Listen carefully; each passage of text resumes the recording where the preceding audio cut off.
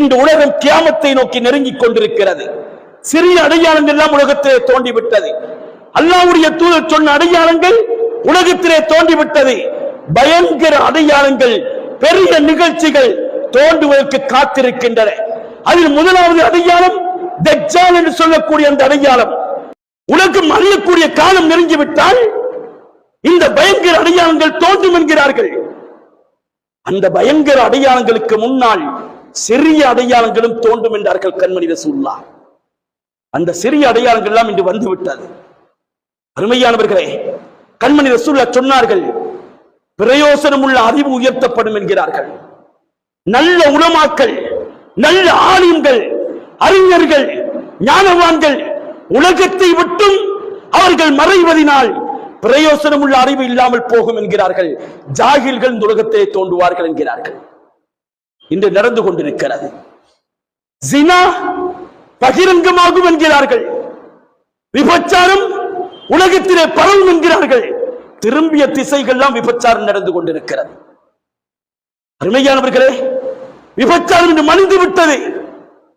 வீட்டுக்குள்ளும் விபச்சாரம், பாதையிலும் விபச்சாரம் என்ற அளவுக்கு விபச்சாரங்கள் மலிந்து விட்டது கண்மணி ரசூலுல்லாஹ் சொல்லுகிறார்கள்.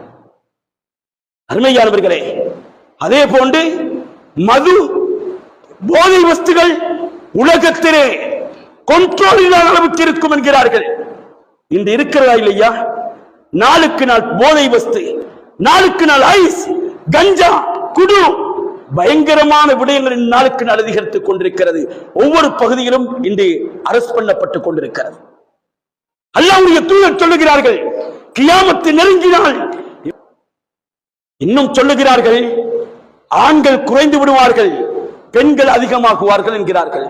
இன்றைய விகிதாசாரத்தை எடுங்கள், ஆண்கள் குறைந்திருக்கிறார்கள், பெண்கள் தான் கூடியிருக்கிறார்கள். ஒவ்வொரு நாட்டிலும் பெண்களுடைய பிறப்பு அதிகம், ஆண்கள் குறைவு.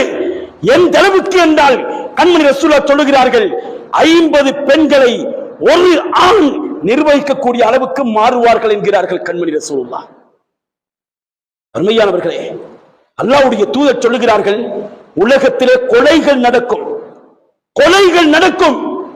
கொண்டவனுக்கு தெரியாது ஏன் கொண்டேன் என்பதை, கொல்லப்பட்டவனுக்கு தெரியாது நான் ஏன் கொல்லப்பட்டேன் என்பது. அப்படியான கொலைகள் உலகத்திலே நடக்கும். இன்று நடக்கிறதா இல்லையா? கொலை செய்யக்கூடியவனுக்கு கூட தெரியாது ஏன் கொள்ளுகிறோம், யாரை கொள்ளுகிறோம் என்பது தெரியாது. கண்மணி ரசூலுல்லாஹ் சொல்லுகிறார்கள், இது போன்று நிறைய அடையாளங்களை சொன்னார்கள். எல்லாம் வந்துவிட்டது. பயங்கர அடையாளங்கள் நம்மை காத்திருக்கிறது. அருமையானவர்களே,